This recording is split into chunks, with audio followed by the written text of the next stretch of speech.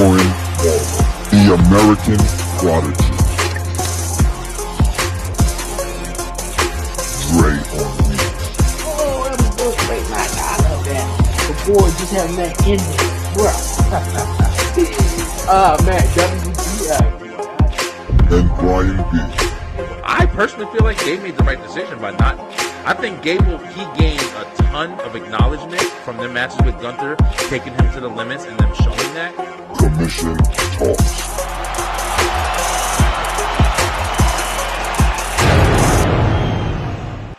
Yo, what it do, everybody? It's your man Dre, aka Dre on Wheels, you guys. Yo, man, we live here. We live here on the 11:30 podcast, Talk Pro Wrestling, Commission Talks edition. You know what time it is, man. It's Wednesday. We talking that wrestling. Appreciate everyone tuning in, man. For real. I got the guys that's gonna be joining me in just a bit. But if you're new to the podcast and if you haven't done so already, definitely hit that subscribe button down below. We live here on the 11:30 Podcast YouTube channel and also the 11:30 Podcast Facebook page. So appreciate everyone for tuning in. Yo, we got a lot of wrestling we're gonna get into. Once again, I said I got the guys that's joining me.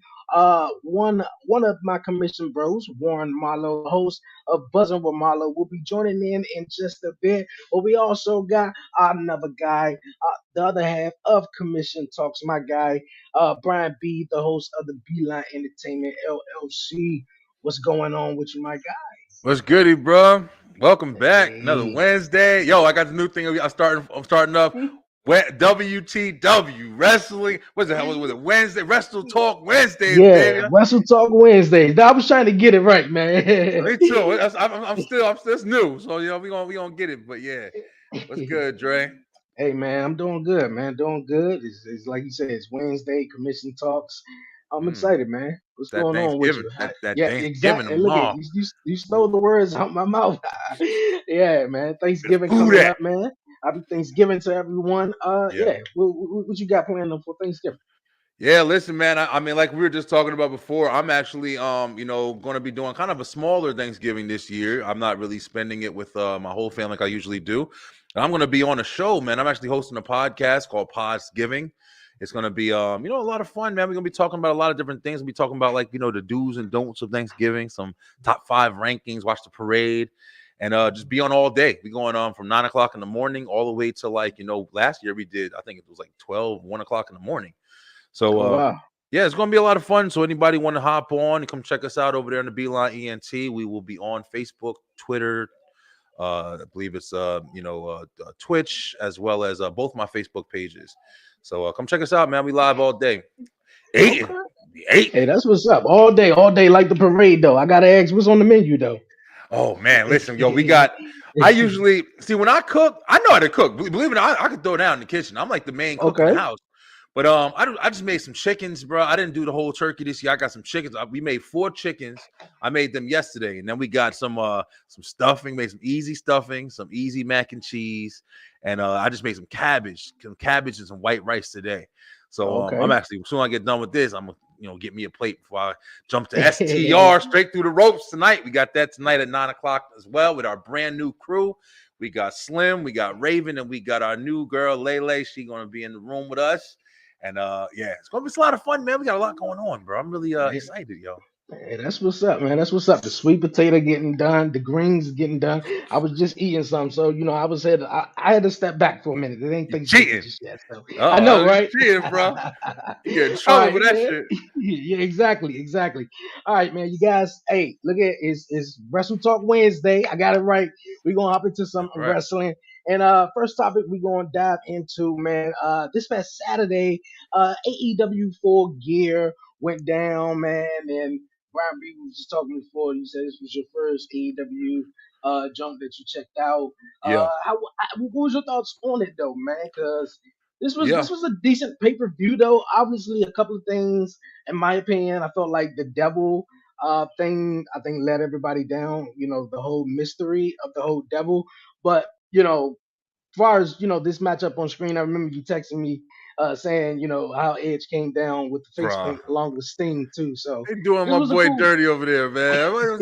When I saw it, I was like, It's cool. I know Darby got the face paint. That's like that's been his thing. And then Stain's got the face paint. When the Edge came out there, I'm like, Edge, come on, bro. First off, I got to deal with calling you Adam Copeland. I don't even know who that person is and shit. Like, I had to look around like, who the fuck is Adam Copeland? But Yeah. I saw Edge come down. I know he's trying to be a part of the crew or whatever. But I was like, bro, listen, you Edge, man, you ain't never had no face paint on your life.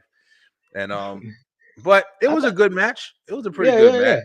yeah. Yeah. Yeah, I think it was definitely a good opening match though, Yeah. and I was talking about previously on Talk Pro Wrestling who possibly could be Sting's potential final opponent at the next AEW. Well, not the one in December, but I think Revolution. And Yeah. the way things going on, I feel like it's going to be Edge. Edge is going to some way turn Oh yeah. heel and join a line with Christian though. But this is theory, just a theory though. That's interesting Just a theory. because, you know, everybody saw, what's his name? Swerve stole the show. Yo, listen. Slim, Man, shout out to Slim what? right there. Yeah, Swerve, that shit. We're gonna talk about that. I definitely want to talk about that one. But Hey. it's interesting that you say you think Edge is gonna take Sting's last match, man. I mean, if you really Edge and Sting don't have any type of history, but Exactly though, but who could it be though? Because I say that's what Chris I'm thinking. Jericho. Jericho Because would be interesting. within AEW, hopefully I Yeah. understand Ric Flair is along for the ride, and what he did, I was like, good God, Listen, Rick, Rick, man, come go on, sit just your just ass sit their down. ass down. That's a forever living motherfucker. I love Rick too, but damn that motherfucker. Rick, it's crazy. If people who know the history about Ric Flair and the things that he's been through in his life, bro, this man was in a car accident. This man was struck by lightning. Ric In a Flair plane is, accident, I'm yeah. telling you, bro, he's never ending, bro. And he's still, taking bumps and even that full gear over there, got low blowed and shit. I mean, I don't know. We'll see what happens. But yeah, somebody to take Sting's title. I was thinking about it, like, well, to take Sting's, like, last match or whatever. I mean, I don't really know who would be the perfect, fit for it. I mean, Edge would be, interesting candidate, I guess. I could see Jericho more just because they have more of a longer, history and stuff like that going from WCW. Yeah. I don't know. But yeah, it'd be interesting. Definitely going to Yeah. check it out. Definitely will be interesting, man. Yeah. Just like my guy Slim said, man, that you have on your podcast, a part of Straight Through the Ropes, man. What's going Oh, on, yeah. Slim? Swerve Strickland and Hangman Adam Page, I feel like had the match of the night, man. Yeah. Even the promo last week on Dynamite, I felt like uh Heyman Adam Page was gonna win. Like this was his match to win. And for Strickland to go to his house, stand over his kids, and do all of that. I don't know if I you love shit like remember. that. Yeah, I don't know if you remember back in 2016 where Samoa Joe went to AJ Styles' house and he played around with him.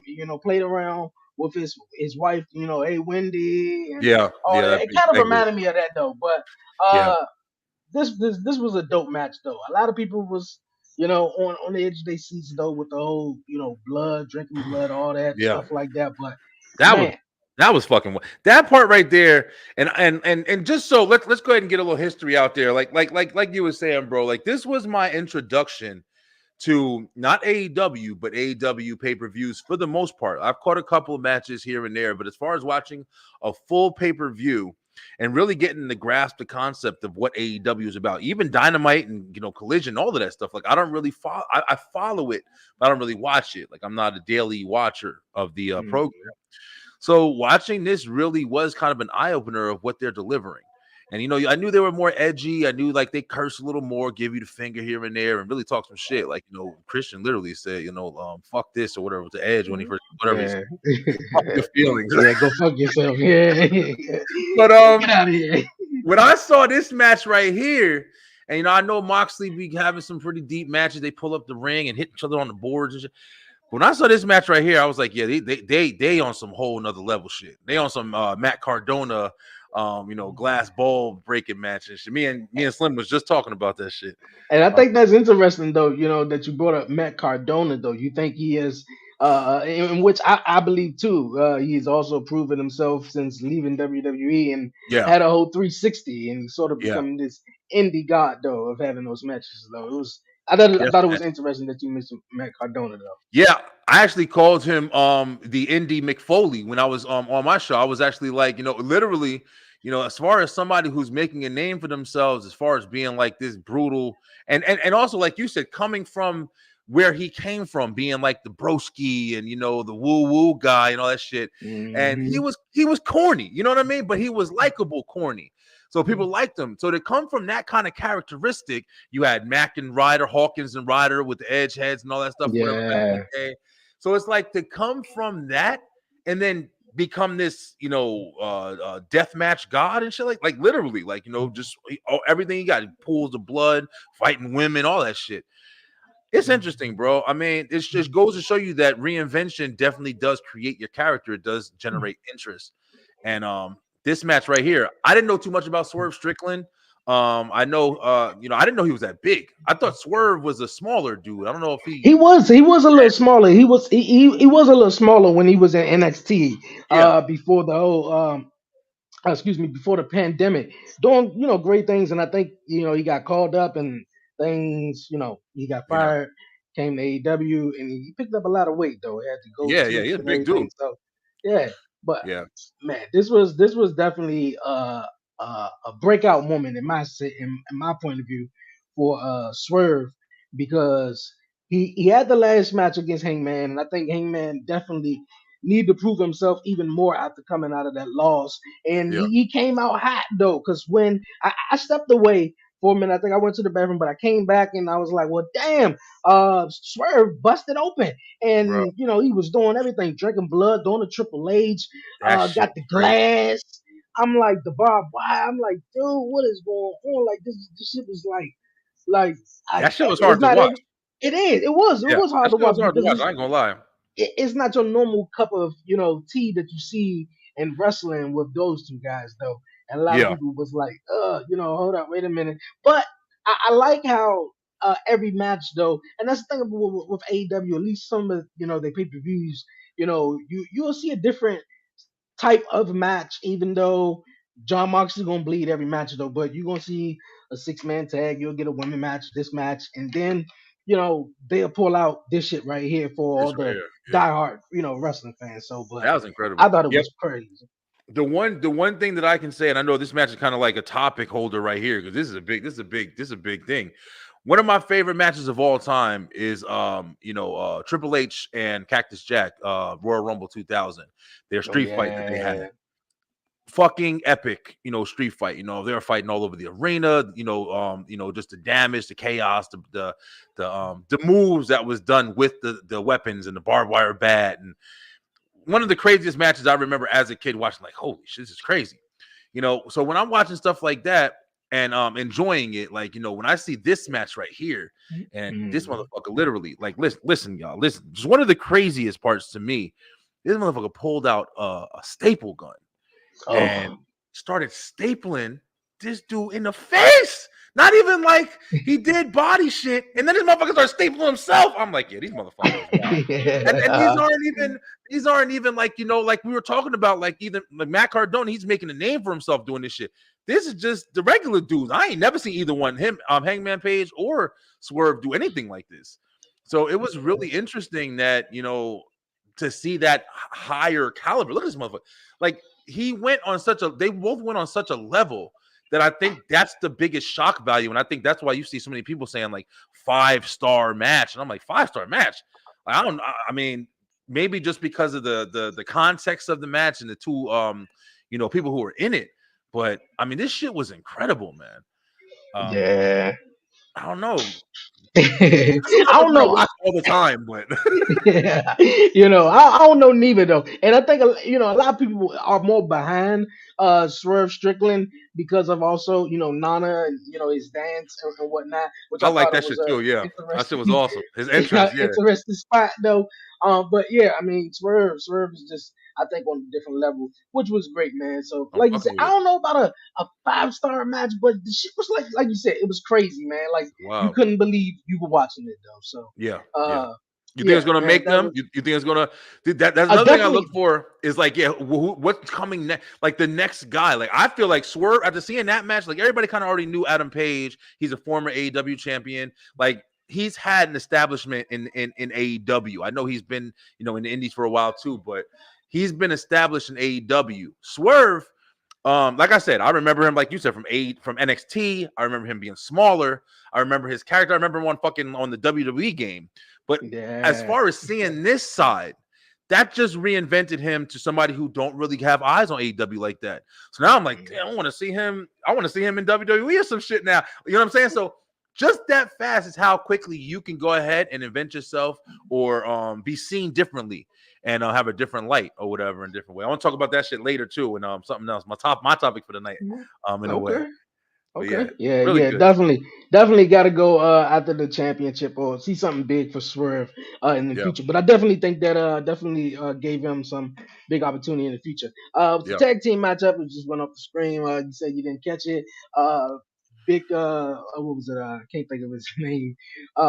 Big Cass. I don't want to say Big Cass. Big Yeah, Bill. big Big Bill, Bill. Bill, right? Yeah, they call Yeah, him. and Big Bill and Ricky Starks retained their tag team titles, Yeah, and uh, Orange Cassidy defeated John Moxley. that right MJ, there. go ahead. Real quick on that Mhm. Orange Cassidy and John Moxley. Listen, I'm not a hater, right? I'm not a hater, but I definitely am a fan of Mox. You feel me? Like I knew Mox from, I know he was Mox before he was Dean Ambrose, but the Shield was my introduction to Dean Ambrose, and Dean Ambrose was also always phenomenal to me. Like his mannerisms, his character, like his delivery, and he was also nice in the ring. I personally feel like Dean got nicer as Dean Ambrose when the Shield broke up. His Mm, character in the ring, his development, getting hit and halfway going out the ropes, bouncing back and clotheslining yeah. motherfucker. He be that unhinged lunatic shit. Like I used to love that, bro. But as Moxley, I love his fucking. So I was always watching like Mox's matches and stuff like that. Mox is wild. I remember when he first, came in when he jumped ship, and that was a huge moment in AEW.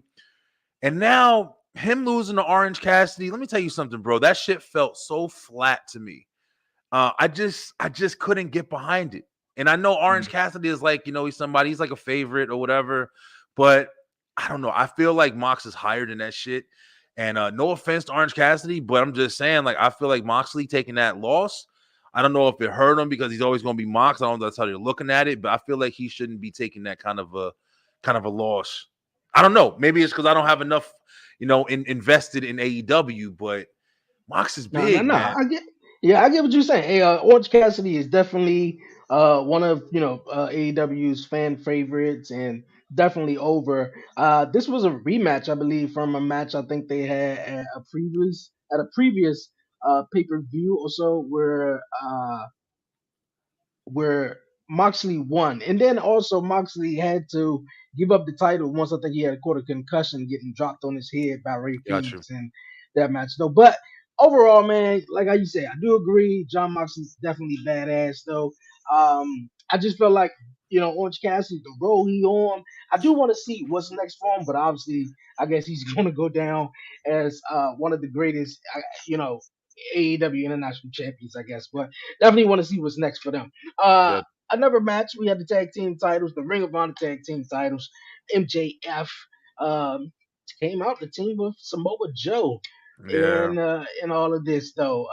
What was your thoughts on that, man? I ain't I ain't Go gonna lie. ahead. Like I've been kind of catching up with it. I think like like you said, like the devil thing kind of really intrigued me, and I was really interested in kind of seeing it. And I saw this picture right here being the perfect spot for that to be like a reveal or whatever. And then when it was shown as Samoa Joe, and I guess what MJF was like, hey, I promise you a title match if you win with me or something like, or if you win.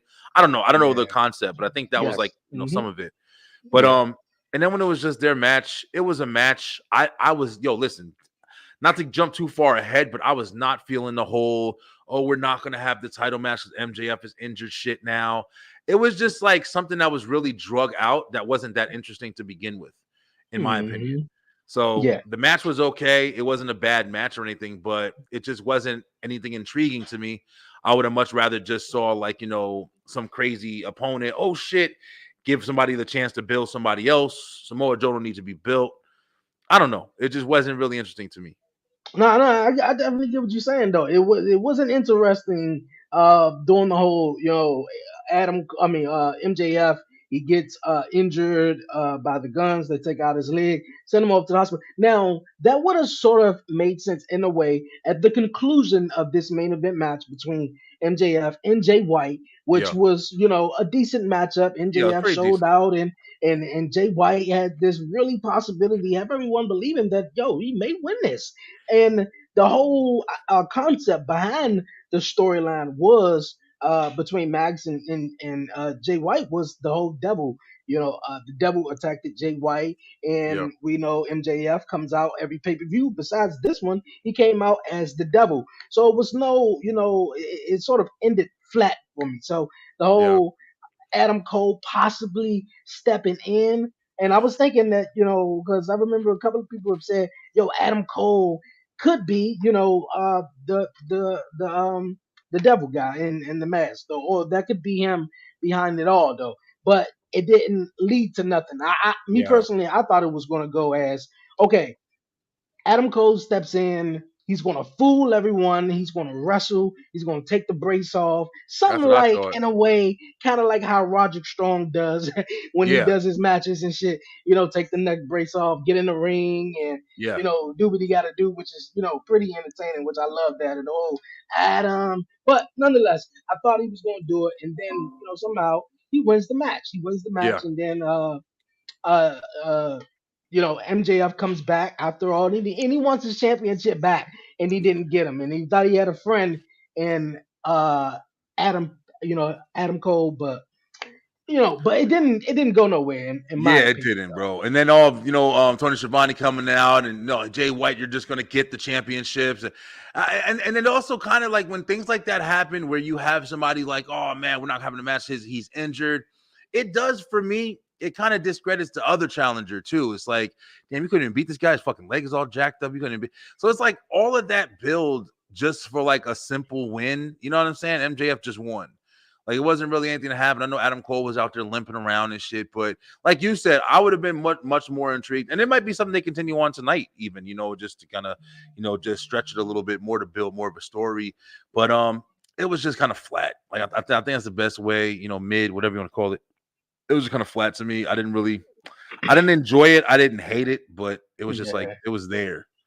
I got But you. I got you. yeah, I got you. Congratulations to Julia Hart. She won yeah, the TBS. Well, damn, that was fast. She won the TBS Women's Championship at yeah, for gear, which was great. Me and you was having a little chat. Sky Blue. I like Sky Blue. I was sort of rooting for her, but I think girl. Ooh, that everyone girl was fine. going for Julia Yeah, Hart. yeah, she fine as shit. She fine as shit. My baby Bailey watching this right now, Bailey, listen, saying her and Rhea, Bailey gonna have to let me slide because her and Hey, Rhea, I don't know. I don't know though. Tony Storm might got him all beat though. Tony Storm, Yeah, I'm a fan of Tony though. yeah, you Even like the new Tony? character, yeah, the Yeah, whole thing she got going on right now is yeah, pretty interesting though. pretty So dope. yeah, Didn't she just have a group with Paige and yeah, yeah, Ruby Riot? What's Ruby Riot's name now? yeah. Uh, who was she called? I don't remember. I can't That even think sucks. of it right now though. But yeah, they was called the Outcasts, Yeah, and it was a bunch of former women who was in WWE. Tony Storm, Saraya known as Paige, and you yeah. know, yeah, all of those guys, and Ruby Soho. That's her name, Ruby Ruby Soho. Soho. That's right. That's right. That's right. Yeah, yeah, and yeah, they were all in the group, and I guess that just ended flat. I don't know where Yeah. it went, but I think what they doing right now is good. Yeah, I like and the timeless shit. It was pretty cool. It's interesting. Kind of reminded me a little bit of a Lacey Evans kind of vibe, like that old school 50s kind of woman style and shit. I mean it's cool. Like, I'm not knocking it because it's something that she's trying. It's a different stage and she's playing it pretty well, it seems. She won the belt. So it gives them opportunity. But I do, just from watching this pay-per-view, and I'm not trying to like sum everything up, but I can kind of see how the women's division is kind of flat. Because like you just said, I just saw her in this group and I was like, damn, I thought they had this going on, but now I see it's like not anywhere. And then yeah, what's her name? How you say it? Hakura? yeah, Hikaru Shida. Yeah, Hikaru Shida, and like another beautiful ass woman. But she's nice, but I don't know. I don't know. It's not really. It wasn't really hitting for me. Like the match was okay. It wasn't really anything too spectacular, but not Yeah. engaged in yet. I'm gonna be watching Dynamite a little bit tonight while I'm doing my the SDR, but I don't know. We're gonna see what happens. I'm really trying to get engaged with AEW, but I am gonna a commission. I am gonna keep it real with y'all, because Brian B. I've been kind of shitting on since I've been on the commission here. But I'm gonna try to keep it real with y'all. Like if I ain't feeling it, I'm gonna let you know why I'm not feeling it. But I'm not just trying not to. I'm actually really trying to get into it. Yeah. So we'll I see where got it you. goes. I got you. All right, man. We're gonna move on here. Here on Commission Talk to our next topic, man. Yep. This past week on Monday Night Raw, we found out who's going to be the fifth member of Cody, or whatever you want to call it, Seth Rollins' team. But Yeah. yeah, the fifth member of Cody, Seth, Jay Uso, and Sami Zayn's team. And it was sort of hinted, and well, it was announced by WWE. Breaking news that is going to be the legend killer, none other than Randy Orton. Man, Yeah. I got to get your thoughts on it, man. And how did you feel about how did they um build this all up, sort of at the end of the show? Because I'm gonna give my opinion though, but Yeah. I think it's awesome, that we're getting Randy Orton Yeah. back, in WWE. Yeah, yeah. Me too. I mean, I'm definitely excited to see Randy back. I've been watching a lot of clips ever since, this news broke, and really kind of revisiting to everything that happened with Randy before he left. And there's a lot. Hmm. There's a lot. And Yes, remember, yes. one of the biggest things that Randy was a part of was, he was in that RK Bro tag team for a while, right before he left. So his individual character really didn't get a lot of attention because he was a tag team star. And this is Randy Orton we're talking about, like, one of the longest living wrestlers that's been in the game at this point, right? As far as WWE, like, he's definitely one of the longest members from the 2010 eras, Evolution. This guy was wrestling when Kane, Triple H, everybody was still here. Umaga, like, just like Cena. Yeah. He's still fucking here.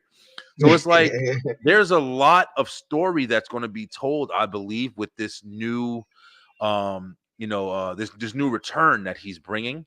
And y'all know me. I don't just give the, I know this is what WWE gonna do shit. I give the shit like, listen, if WWE Swerve, if somebody Swerve wants some shit, all right, with Randy Orton coming back, I was the first person to say I don't think that Randy Orton was gonna come back and jump right into a War Games match. I didn't think that Mhm. at all. I thought Randy Orton was going to come back and maybe just RKO somebody. You know what I'm saying? Like, he comes back and then he'll stab himself on Raw and But whatever. but now though, even though they announced it, he's not officially back yet though. Yeah, That's the little you heard why little they did part that, right right? there. You heard No, no, what they're no, saying. no, I didn't. Yeah, so apparently from what I heard, I don't know if this is true. Everybody's got their own reports and shit, but apparently they were doing that because they didn't want people to invest too much in CM Punk being the surprise participant, being in Chicago. So they wanted to announce, because everybody thought, even me, I definitely thought that you was gonna hear that fucking music last night and he was gonna Yeah. pop out. And even if he just stood on the stage, that pop would have been tremendous. But apparently, like, that's what they said. I don't know if it's true or not. That's what I've been reading or whatever in the reports. But yeah, they're saying that they didn't want everybody to kind of be let down that it wasn't CM Punk, so they wanted just to get the idea out of everybody's head immediately. So you're already going in there anticipating Randy Orton's return, That which I is think that's smart. interesting. It's smart, Yeah, but which is smart.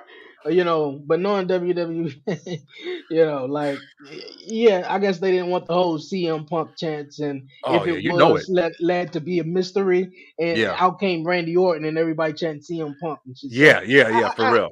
I kind of get it though. But like how you said though, I didn't expect him to return and to this be his return matchup into war games, coming Yeah, after 2 years being gone away and being hurt with this, career ending injury. yeah, And now he's back to be in war games. But yeah, we don't know how it may go. I don't know how it may go. But how they did it and how they came about it, I was like, okay, man, we about to see Randy Orton at the end of Monday Night Raw. I'm like, okay, shit, the match ended a little early. Drew McIntyre, he hit the DDT. I forgot the name of the move though, but he Future called Shock, Future Shock, yeah, the DDT. future shot. Yeah, yeah. There you Yeah, go, my man. Yeah, he hit that move, and he usually win with the claymore. So I thought that was interesting, and I yeah. felt like okay, Judgment Day is going to come out. They're going to attack up on Jey Uso. Out comes the rest of the Survivor Series team, and boom, there you go. Randy Orton comes out, give an RKO to everybody, send What I everybody home thought. happy. And but they didn't though. They just was like Cody, just we got an old friend, and I'm like an old friend. Well, Yeah, they you kept know, dropping them. yeah, he did kept dropping, Apex Predator and all that stuff like Yeah, that, yeah, yeah, and it yeah. just went off, and I was just like, yo, okay, Yo, so, yo, listen, Dre, listen, yo, you know I'm gonna fuck with y'all, right? You know I'm gonna fuck with y'all. I ain't never gonna be on this on the what's it called obvious side. Yo, I'm telling y'all right now, yo, check it out. go ahead. Yo, Randy Orton coming back, right? This is the Viper, the Apex Predator. Remember, yo, like I just said, another thing about Randy Orton is we know Randy Orton is a heel, yo. Randy Orton is a Hmm. heel. Randy Orton been playing the babyface shit since RK Bro. It's been a while since we've seen that unhinged, fucking, lunatic, whatever you call them, the psychopath, hearing voices and shit. Listen, Yeah. there's a big Did you? possibility, in my opinion. Just real quick, there's a big possibility, in my opinion, that Randy gonna be in that War Games match and he gonna RKO the shit out of somebody. In my opinion, it's Hmm. gonna be Cody. Look. It's gonna be Oh, it's gonna Cody. be Cody. I'm telling you. Like, yo, listen, I'm a swerve, nigga. I Like, like you, but you know what? I was thinking now since Randy Orton back, they possibly did. man, They possibly could do Randy Orton versus Cody at WrestleMania. I'm Who telling, knows though? But even though I'm that's too telling far you, to look ahead, but did you notice? I didn't pick it up until late though. But did you notice how Jey Uso looked when it was announced that it was Randy Orton? I didn't notice it until later either, until people started talking about it. And then, like I said, I've been Yeah. watching a lot of clips, yo, and I saw the clip of what happened between RK Bro and the bloodline. And Yeah. they jacked Randy up right before he was out of there for a minute. So yeah, it's definitely some heat, and I like how they're playing it because, of course, nothing happens by accident in WWE. I don't believe, like, well, for the most part. But Jey Uso was making it obvious that he was worried, so it's a good possibility. Yo, listen, and like I said, if you guys have been watching the commission, like, my argument with where Roman stands and everything like that, and kind of how I kind of see things could go at least, could be the basic scenario where Cody and Roman end up at Mania. But in my opinion, if they build some shit, I mean, it's December at this point. You can even make it, into the Rumble, whatever you want to do. Have them be the reason why they take each other out of the Rumble, and they just keep crossing paths bad until you hit Randy and Cody at Mania. And you can also, bring in, this would also bring in open door for the Rock and Roman at Mania, in my opinion. That's what I was But thinking. I'm telling you, it could go these different areas. If and like I said, the best way, and I keep verifying it, in my opinion, with Damian Priest taking that fucking belt from Roman on some crazy random shit, and just everybody being shocked the fuck, that builds Damian Priest up, and then you build up all these other matches, or you could just do simple shit and just do Cody and Roman at Mania, whatever. But either way, I mean, it's going to be exciting. I think War Games is definitely going to be an exciting match. Somebody pointed out this is the first War Games where it's kind of like there's like a redemption member in each team or whatever. Um, Yeah. yeah, so I I mean didn't. I that's didn't. pretty interesting. What I was going to say, did you? Well, how do you feel about Jey Uso? Because Jey Uso has become, Yeah, I think, one thing that really made him stand out, which WWE sort of, I guess, went with this decision on having Jey Uso as a single competitor, well as Jimmy, though, but mainly Jay. Jay's the focus. He got merch and yeah, the fans yeah. behind him. He's His truly entrance, his music. individual. Yeah, but I Yeah, think one thing throughout the bloodline everyone noticed about JJ has a way of making you feel a certain type of way with his reactions. In gotcha. his mannerism way he can sell something that you wouldn't think. Because I was like, Yeah, well, why? First of all, well, I didn't notice though, but when they did announce it, I was like, well, why Jay looking that way? Like, is he yeah. is I he didn't not notice that at all. happy? Is he not happy that Randy Orton, like, why, like, all these moments though, even when Sami Zayn hit Randy Roman in the back with the chair, and just Jay, getting frustrated, just all Yeah, of yeah. this. But yeah, how you Good feel actor. about, He's a good actor. exactly? Yeah, how Yeah. you feel about Jay? I Do you mean, think he could possibly? Because we all seen the guy who, not everyone who was in a tag team and has split it up. The other one that's went on the won the world heavyweight champion. But go on, think about the Rockers. Shawn Michaels went on and did great things. that's a Edge big and one. Christian, Edge went on to do great things, but Christian is still doing things. Jeff Hardy, Matt Hardy, Jeff Hardy went on to become the WWE champion. Yeah, you're Do you feel picking like some really good Jay? ones. I know, but do you Yeah, feel you're like picking some Jay? real good ones. Do you feel like Um, Jay and the Usos are up there as tag teams in the greatest of WWE? all time, in my Yeah, opinion. yeah, Yeah. and now since they are going their individual ways, and Jay seems to be doing his thing, do you feel like he could possibly become world champion one day? Listen, this is interesting that you're asking me because I literally had this down as a topic discussion point for one of our shows that I wanted to talk about. Just along the lines of what's next for Jay Uso. And I'm not gonna lie to you, man. Going into what was the pay-per-view we just left before Crown Jewel. Yes. I kind of forgot about Jay Uso, man. I'm not gonna Okay. lie, it was that easy. It was that easy for me. I kind of forgot about Jey Uso. He didn't have any match. He didn't have really much anything going on. He's been established with this whole Cody Rhodes thing ever since he got out. To be honest with you, he hasn't been an individual talent yet. He's kind of been stuck on Cody's side ever since everything. He left the Usos in the bloodline to join up with Cody and his crew. So we haven't. I don't feel like we've fully been able to see Jey Uso as a independent, worker yet because we're still getting all of these. Even he's back on a team. Like you just got up, was almost joining Judgment Day. Like Do you it's do like you think you in some cases it may or may not be, but you think since Jay and Jimmy are twins and been such a tag team for so long that now they're going their solo ways. But you see, Jimmy, he's still riding with Solo and yeah, doing his thing with Paulie and stuff like that. And like you mentioned, Jay being aligned with Cody Rhodes, you think they're just attached to them just to what I want to say gradually break them off as singles competitors.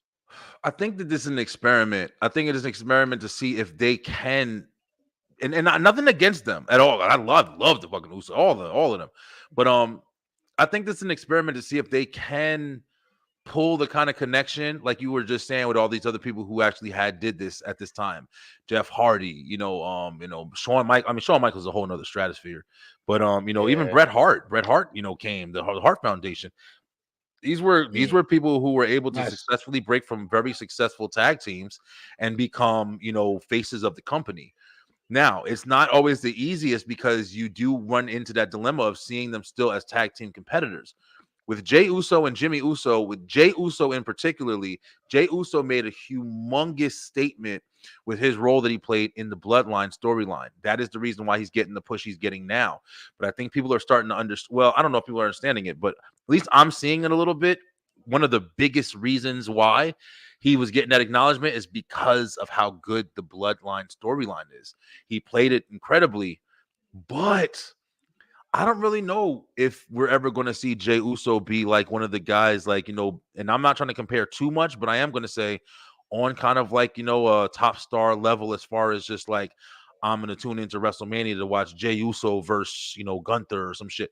I don't know.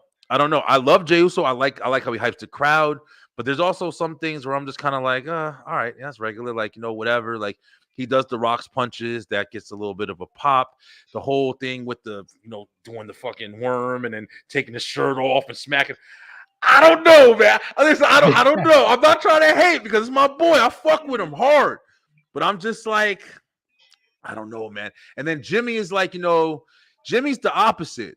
It's funnily enough, it's Jimmy's the opposite. I don't know if it's because heels. I'll tell you right now, heels. I'm gonna talk about it in a minute. But heels, fucking, they really establish character, man. And I think Jimmy right now, in my opinion, is being the most like himself that he's ever been in WWE. And I don't think he's getting as much shine because he still is bloodline Jimmy Uso. Like he's not, away from it too much. But I feel like Jimmy's character is a build. I feel like Jimmy's character is a build. He's completely different than what he was at the within the Usos. Jay still is kind of Jay Uso in the Usos, out of the Usos just a little bit. Now he's singular. But Jimmy is a completely different character. And I don't know. That's kind of what I'm picking up from it. I think they're both incredible, but I would see Jimmy going further, taking this heel, this Joker fucking status, flipping on the bloodline, and just kind of using that to fucking, hitting up and being close to Shinsuke, like Shinsuke, come on, fuck with me, come on, and just using that to like get his way, playing like the jokester of W. And I think that could build him. But I don't know, man. They're both incredibly talented, and I feel like it more relies on the storylines that these guys are going to be given, man. Like you have to have these really strong storylines. You got to make them stick too. That's why I keep saying I wish they would stop just having these one fucking people. Everything's till WrestleMania. We have to establish the now, man, because that's what's going to build for what your anticipation for Mania. Not just stating a match in October and say, "Oh man, I can't wait for them to fight at Mania." I think that's in April, like 7 months. Like, hey, you're right. Now talk about it though. You said you was mentioning and how heels establish character, and I think I was just reading something on social media, and people was just how heels definitely could take you turning heel could change your whole perspective on your. It really does, man. Like one of the things I wanted to talk about tonight was The Rock, the most famous person to ever come out of wrestling, no matter how you look at it, ever, over Cena, over Hulk Hogan, over all of them. The Rock is the most famous sports entertainment, celebrity ever of all time. And he was just on Joe Rogan's podcast, the infamous, famous Joe Rogan.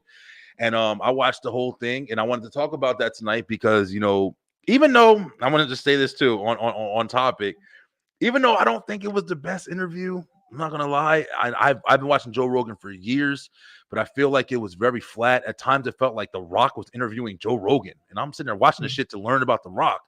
But some of the things that got through the cracks out of the 3-hour conversation was The Rock was explaining his challenges of when he came up in WWF, the beginning stages for him. Everybody who knows, Soul Man Rocky Johnson, that was his dad, and he was with Tony Atlas.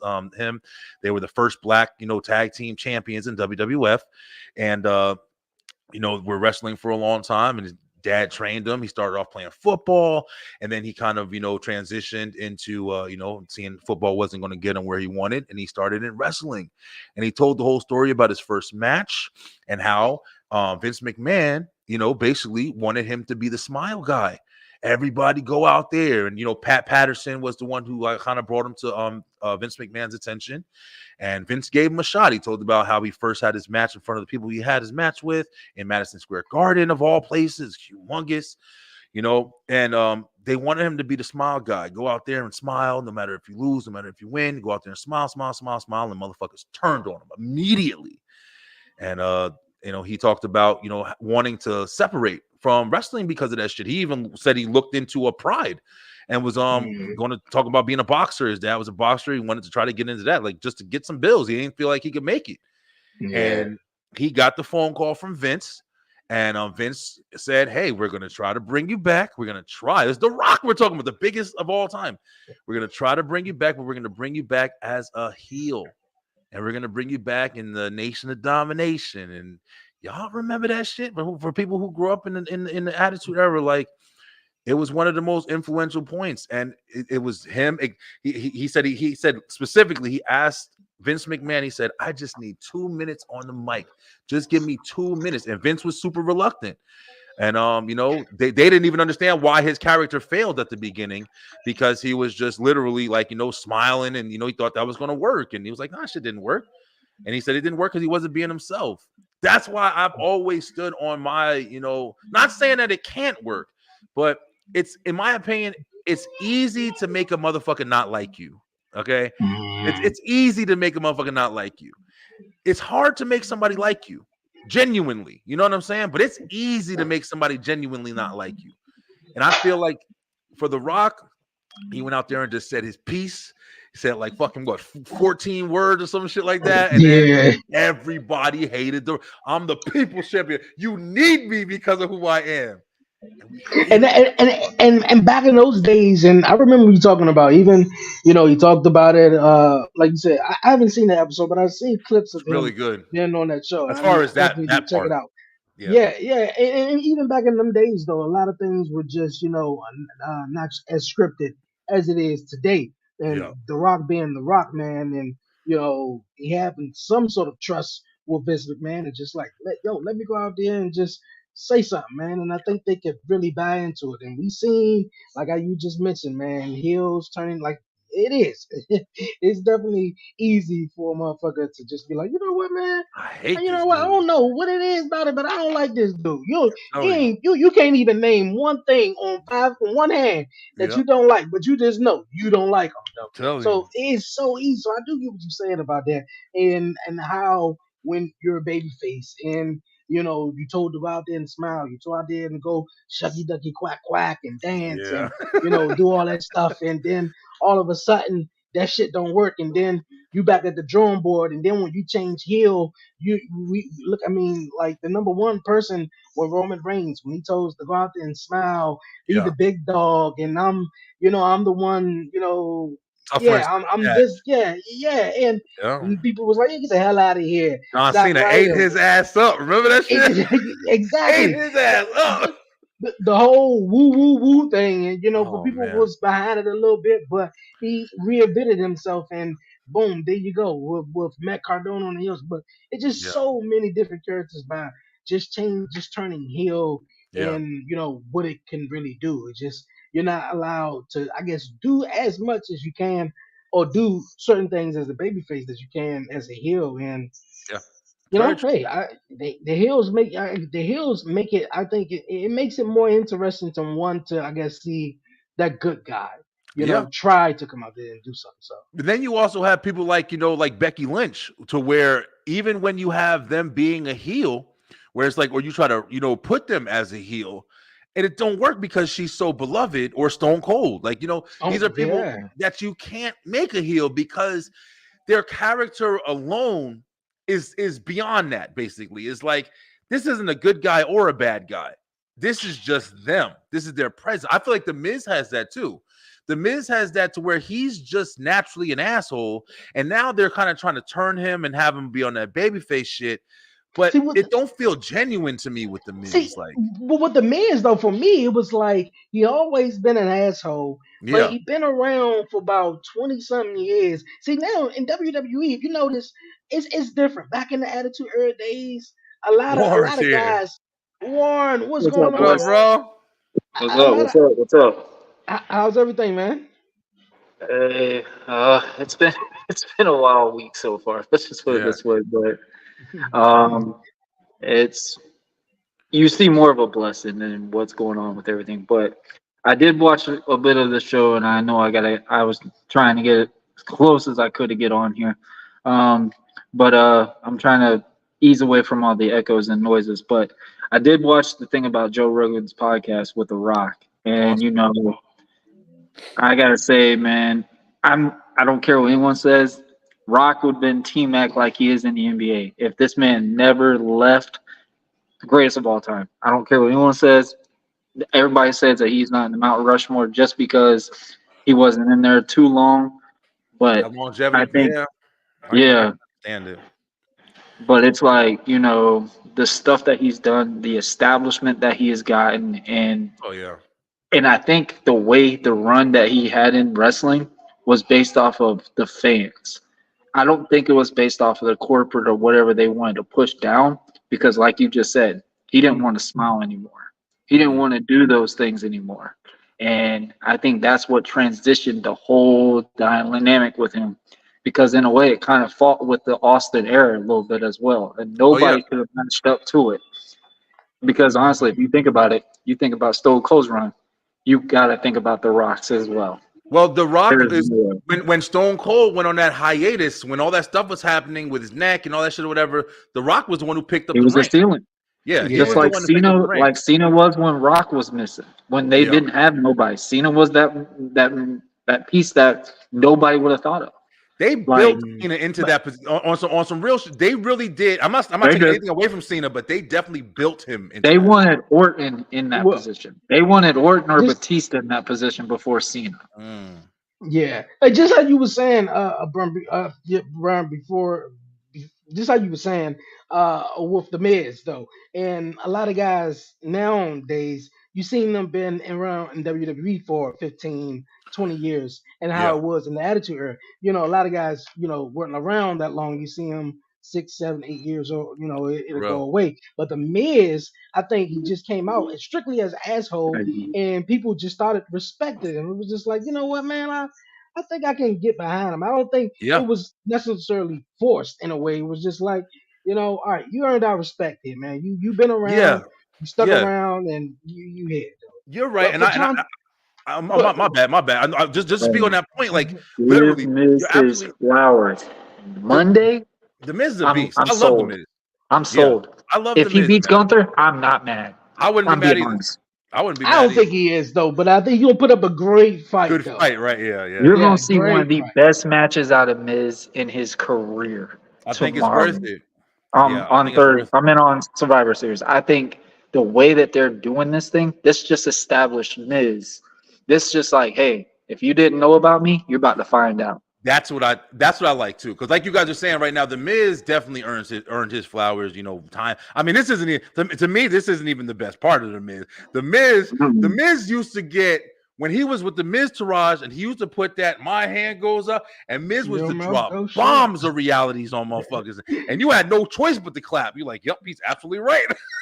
Because the Miz he is real, bro. That's the thing I like about him. He is a character for sure, but it's him, yo. It's like he plays that asshole role so well that it's like when you do see him trying to play to the audience a little bit, it does get like, that's not you, Miz. Like, be you. Like, we'll still cheer for you being a jerk, but just just be you, man. But yeah, if he beats Gunther, I mean, I don't know if it'll happen, but yeah, I mean, it'll be. I wouldn't be mad at it. I wouldn't be mad if Gunther dropped it to Miz. Hey, it sold me on That's that what's up. promo Monday, bro. After that pop, after he hit the skull crushing finale, I was like, yep, he's there. Yeah, he a They beast, man. got him. He a Hmm. beast. Hey, that's what's up. Real fast while we got you here. Real fast while we got you here, Warren. We was chatting about AEW, and I know in the chat you said you wanted to go on a little small rant. So, how did Oh, you feel about Fort Gear? All right, so I got to be PG with it because they're not supposed to cuss in this hospital. Um, let's put it this way: Mox is not a character. I don't care what anyone says anymore. Mox has no idea what storytelling is. Him bleeding is not even a meaningful whatever. What Hangman and Swerve did, they saved that show, in my opinion. mm, Um, I have not seen a match like that in a long time. I was shit, crazy. invested with Hangman. The part where he did the basically a Dracula spot. I guess that's what we're gonna call it. Yeah, that shit was crazy. I mean, I've liked Swerve, but I've kind of not been in that Swerve fan club thing. But I love the thing that he paid homage to Terry Funk. That was a big esque like where you could find out what this match was about to go. That level that they were trying to look for it.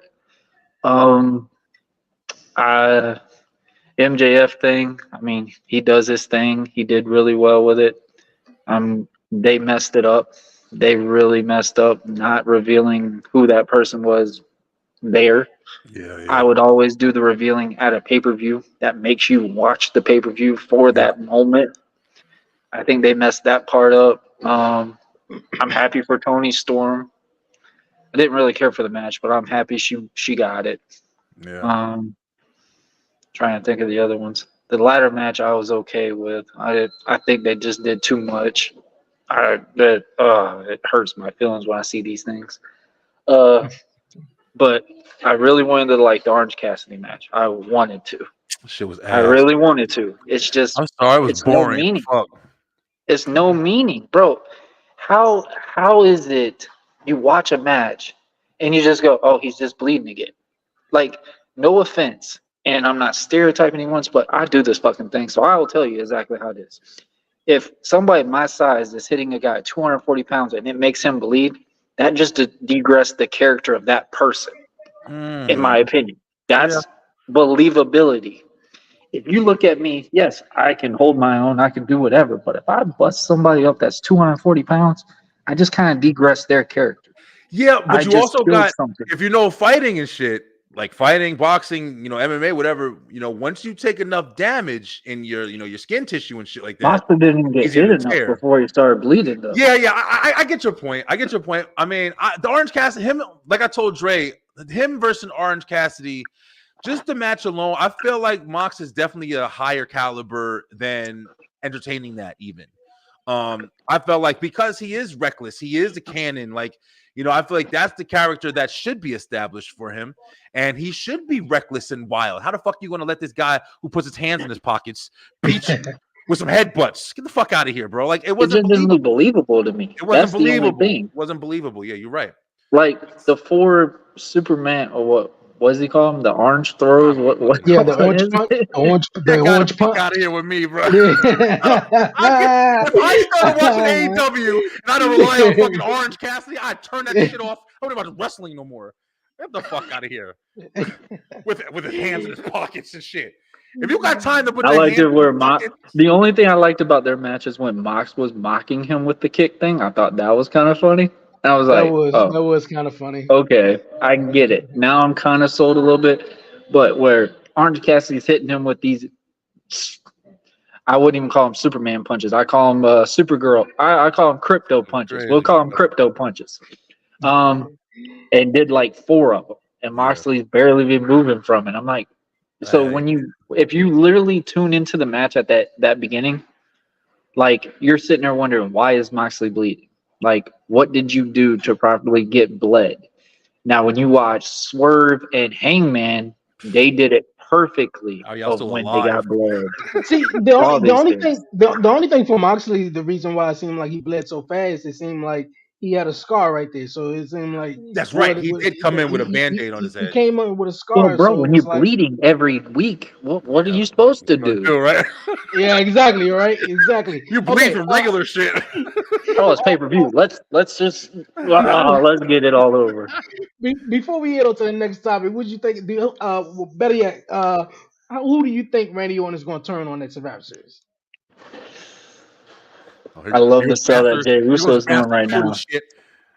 I love the thing about with Jey Uso right now, but I think that's going to be the part that's going to change the game. I think Jay's going to be a little cautious the whole time, and I think that's going to make it effective on him. That's my opinion. I think Jay is going to be so nervous about with Randy coming in, and I think Cody's just going to be like, "Hey, it's okay, Randy's my guy. I mean, you don't have to worry about it."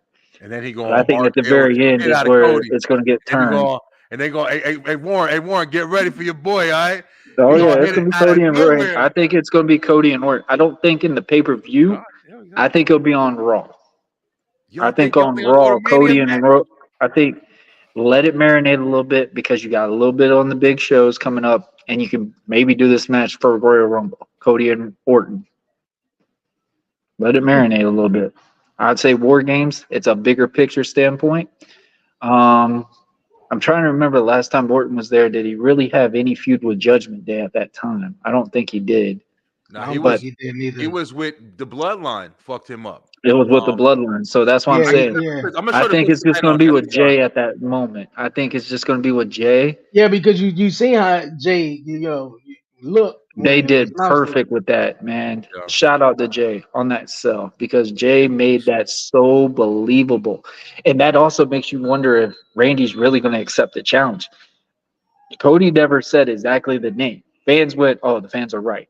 Randy could just pull and be like, "Oh, because what's the number one thing about Randy? You never trust the Viper."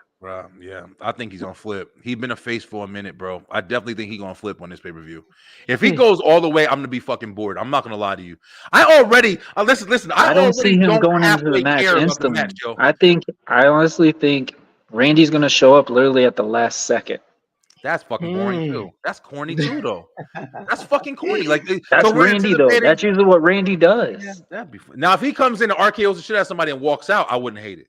That would tell the story at least. But if All he right, just walks in for fucking 2 seconds of the match, that'd be boring as shit. we gonna get into that. What? You guys have any picks for Survivor Series and anything you guys are looking forward to? You got a Definitely woman Rhea. matchup for the world title against Zoe. Said definitely Rhea. Yeah, Yeah, mommy always on top. I can't How see you guys anybody feel beat about Rhea right now, bro. how you guys feel about this whole storyline right here with Santos Escobar? I I think definitely, Santos is winning. yeah, I feel like Santos. I feel like Santos needs to be established. I feel like he's gonna be an incredible heel in WWE, yo. Cool. I agree. I agree. Right on with you. He got his music back, so he Yeah, kicked the LWO Tony out. Montana Hey still man, raw. The fuck. I'm saying the underdog. Miz is winning this. I don't care what anyone says. Miz has solidified this for me. I want it to happen. I want it to happen, bro. It's gonna be one of the matches of the night, but I'm going Gunther It's all gonna the be one way. of the I ones think I know Gunther I'll takes get wrong, but I want that to happen. Miz made me believe he could beat Gunther. Okay. The women's war games match. Who you guys got on this Becky one and though? Charlotte are winning. Yeah, I think Becky and Charlotte are gonna win this. This is gonna be where they turn on Bailey, and then Bailey's gonna go, and the three horsewomen are gonna be back. And if I have any kind of luck in the world, Sasha's gonna rejoin WWE, and it's gonna be the four horsewomen versus this crew at Mania. Hmm. Okay. Jordan laughs at And everything let's. I say like it's impossible and shit. You would think he's in Hey a You leader man, know, role. Tony's shaking that girl's phone every second. Hey, you ready to come back? Hey, I Bro, need you. I need you. I need you. what is she going to do at AEW? They don't even have an established women's team. Why would she? She's looking to come back. I'm telling you right now, Vince is gone. I If think Tony agrees to pay her, she ain't gonna care what she does. exactly. that's true with Sasha Banks for You sure. gotta see that girl's pay rate right now to get on an independent show right now, You don't bro. think Triple H will pay just to have her back with the four horsewomen? That's I his would crew, say he bro. wouldn't, but you also gotta think she's left how many times now? Nah, I don't think that matters. Motherfuckers leave all the time. It's just like you said, money Hey, talks, and they could for definitely sure, do bro. something with Sasha. They're literally building the four horsewomen up, bro. They haven't been able to do it since they hit the main roster. It'd be a This is good the it'd first be a time. good main event. It would be It'd be a good incredible. one. I got the Judgment Day winning in the War Games matchup Oh against shit! It just Team depends on Tony. what happens with Randy. That's gonna be the whole Yeah, dictatorship of this match. I yeah, think so. but I think but I think if you're looking at booking and storytelling wise though, it's best for business if you think of it to have Judgment Day go over. Now Well, they need to lose one. it would be nice if the Judgment Day do lose, then you show some cracks in it. But I think we already seen that now. With the Cody Rhodes situation, Seth Rollins, the World Heavyweight Champion, Jay, Sammy, it all brings them sort of back down to like, okay, what's next though? Cody Rhodes, he could get attacked by Speaking of this, Randy Orton. Randy has a Jay can. problem with Drew, if anybody remembers. Randy and Drew had a huge feud back then, back Yeah, in but Yeah, the they, they had a time. feud. they Yeah, that established was in the that though. pandemic. Yeah, that was a Yeah, while ago. That was like yeah, 2020. yeah, yeah. They had a feud when they was in the Hell in a Cell, and they went back and forth for the championship during I the mean, pandemic. He nobody followed it talks home. about it. Sammy could probably turn as well because I Sammy don't. has nothing going on right now. He just came Yeah. from the bloodline. He don't have anything going on, but he just came from the bloodline. They're not going to turn Jay. It's like y'all said, Randy is a determining factor in this match. I personally feel like he gonna RKO the shit out of Cody because Cody's building I him say up. the team wins, but if the team wins, I say yeah, either Randy's RKO and Jay or he's or RKO and Cody. Yeah. There's one or the Jay other, is like the obvious, or the or obvious choice and shit. Randy RKO Seth, Damian cashes in. I don't know, bro. That's for Roman, bro. I'm trying to tell y'all don't understand. That cash in is not for Roman. Yeah, Stop it. but yo, I'm in a hospital already, man. I'm Don't gonna put me call. down here with I'm gonna illnesses. find where you are. I'm telling you right now. If it happens, Warren, wherever, I mean, even if you're at your house, I'm knocking your fucking door just to say I told your ass. If it happens, Hey, we gonna see, man. We gonna see. Hey, look here, man. This was a great episode of Commission Talks, man. For real, yeah, Warren, man. I hope the whole thing's going good, man. You said at the yes, sir, hospital. for real, man. How's the little man? He's doing better, man. He's just day by day. I want to give a major shout out to this whole establishment, Scottish Rights. Matthew's now been here for a total of 45 days. This will be the second holiday this poor kid is in this hospital. Yeah, So it's just been you see a real big reality of what blessings are. Yeah. especially in this place because these are kids that are like I literally seen a kid cry that he couldn't pick up a pencil and stuff like that. So I mean, it makes you get those reality checks of like, hey, we've got it really well for most of us that think that it's a bad day for us and stuff. So I mean, it's a blessing. My son's doing a little bit better each and every day. I mean, we did get a little bit on a drought today because poor kid, he just found out he can only eat blended food for a while, so he's not too happy with that right now. But I can't really complain. He's alive, and we're I still don't doing want it. I don't want to say too much and shit because I don't really know too much, but I don't know how comfortable you are. But so what is the what is his situation? Matthew had basically he has scoliosis, and he had a spinal infusion last August. And we kind of expected it at birth because of his NF. We thought the tumor would have been in his spine, which we were hoping it would never happen. There was a tumor in his spine, but it was so bad when they did the rods, it punctured his spine because he had a curve in his neck. Oh So man. it was a blockage into his nutrients. So all the food that he would eat, it would make his back look super scaly because it's a blockage down. So it'd just go like right down to his basically his front area, not in his back. So his back area looked just really scaly. And Gotcha.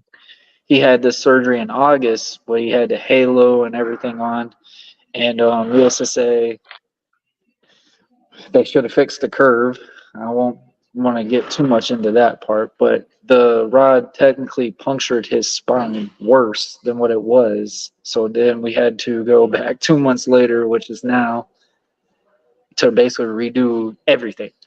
And now we're being told we got to have a halo for him to be home. We got the bypass machine he's got to have as well. So it's just it's just gonna be a process. Yeah, man. Yeah, best of luck to you, brother. I know that's got to be Definitely. challenging, bro. We all dads in this room right now, Yes. and I know my kids, how much my kids mean to me. I don't even know how the fuck you doing the show right now, Hey, but I know you probably got to have escape too. hey, and I know you got a lot going on, Warren. And I was just telling Brian B in the chat, man, when you shared the picture about Matthew, and I said, ever since I became a dad, little things just get me emotional because man, I Bro. look at my son and I just want the best for him and just everything. So it definitely is. So I definitely wish Yeah. you the best, man.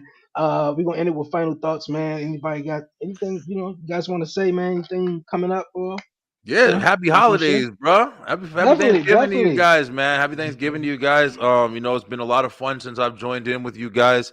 A little minor hiccups, but definitely trumps, everything. Like I always love talking with you guys, man. It's been an incredible year. Especially a giant leap with this wrestle talk situation for me, man. We got straight through the ropes tonight, whole new crew. It's just been a lot of fun. I'm very blessed. Like Warren was saying, man, you start realizing what's important, your family, your time, I don't care about running the streets no more. I did that shit when I was young, and now I'm enjoying commodity of good people. And I'm really looking forward just to, keep going through this new year with all these new experiences and teams that I'm with and everything. So Hey big man, that's things. what's up. That's what's up, Warren. Hey, I mean, like Brian just said, man, happy holidays to everybody. I've I've had, it might be not the best holiday, but I mean, just getting to spend with my son. We're currently going to be going back tonight. I've been here since Sunday morning, basically, just at the hospital, basically. So, I mean, I think I'm like 40 minutes away from Brian right now. Yeah, I was Uh, like, man, he got to be at the one hospital that's every hospital is like 20 minutes. My mother works at a hospital 20 minutes away. yeah, Damn, it would have been perfect. Scholar Arts is literally like its own little area. So yeah. Yeah. But yeah, man, no buzzing on my little episode this week. We just having to enjoy everybody's holidays and stuff. If you haven't, go watch the episode we did last Friday.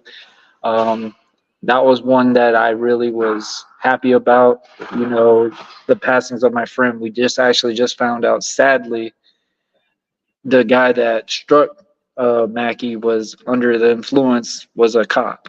So that was definitely tough to just hear about today. And like I said, we just found out about that today. It happened last week, but they're also going to be a tournament in Jacksonville Friday. If anybody's in that area, to honor Mackey. He was a diehard flag football fan, one of the best ones that I played alongside. Literally talked to him not even that day before, just about Matthew. So it was just like a reality. Like, man, you never know. Yeah. And all these things. Like I said, man, I sound different right now just because I mean you go through a lot of loopholes when you go through these things, and you get a reality check and stuff. And I know Dre goes through the same thing. Some of these things that we get to honor and cherish, a lot of people don't get to have that privilege and blessings. And sometimes our worst day can be someone's best day. And Oh that's yeah. something I really wish a lot of people would look at and just take blessed for this holiday. Yeah, for sure. Hey, definitely right about that, man. Awesome episode of Commission Talks. Appreciate you guys, man. For real. Happy We'll holidays. be Happy back on mine next week, Thanksgiving. and I promise it will be Yes. on mine. We will be on Buzzing with Marlo, you guys, next week. So definitely tap in and subscribe to the Beeline Entertainment LLC and Buzzing with Marlo. A new episode of the podcast show, the 11:30 podcast show, is out right now. Monica Yeah. Duo, awesome guest, who is a special Great needs parent episode. who came on, who just talked about her starting the Foundation Ability LLC, and or being, like I said, a special needs parent and having mom guilt and all that stuff, man. Really incredible episode. So tap into that. As far as another episode of Talk Pro Wrestling, or this week's episode of Talk Pro Wrestling, All right, guys, I besides the gotta get out of commission here. I'll talk. see y'all later. Uh, All right. all right, man. Thank Priest, man. And I think I will do one following Survivor Series. I'm not